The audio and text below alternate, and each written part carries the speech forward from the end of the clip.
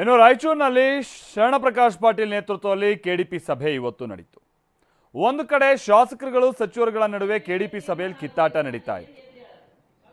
ಕರೆಮ್ ಅವರಂತೂ ಕೈ ಮುಗಿದು ಕೆಲವು ವಿಚಾರಗಳನ್ನೆಲ್ಲ ಪ್ರಸ್ತಾಪ ಮಾಡ್ತೀವಿ.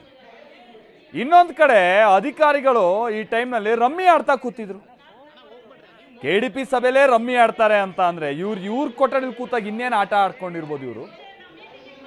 TV9 ಕ್ಯಾಮೆರಾದಲ್ಲಿ ಪ್ರವೀಣ್ ಅನ್ನೋ ಅಧಿಕಾರಿಯ ರಮ್ಮಿ ಆಟ ಇಲ್ಲಿ ಕಂಡು ಬರ್ತಾ ಇದೆ.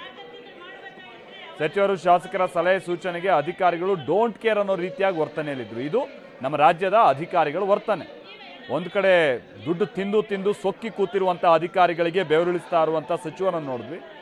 ಮತ್ತೊಂದು ಕಡೆ ಕೆಡಿಪಿ ಸಭೆಗೆ ಬಂದು ಜಿಲ್ಲೆಯಲ್ಲಿ ಆಗ್ತಾ ಇರುವಂಥ ಸಮಸ್ಯೆಗಳೇನು, ಅಭಿವೃದ್ಧಿ ವಿಚಾರಗಳೇನೇನು ಅನ್ನುವಂಥದ್ದನ್ನ ಚರ್ಚೆ ಮಾಡ್ರು ಅಂತ ಅಂದ್ರೆ ರಮ್ಮಿ ಆಡ್ತಾ ಕೂತಿದ್ದಾರೆ.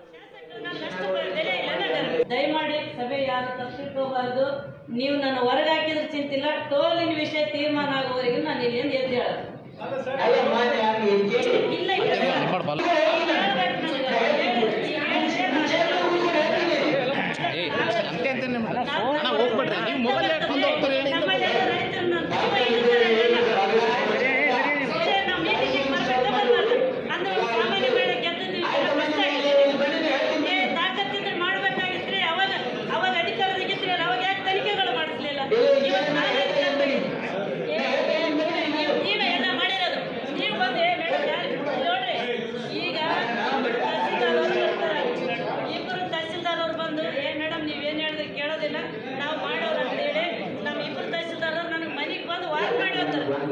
ಶಾಸಕರು ನಾನು ಅಷ್ಟು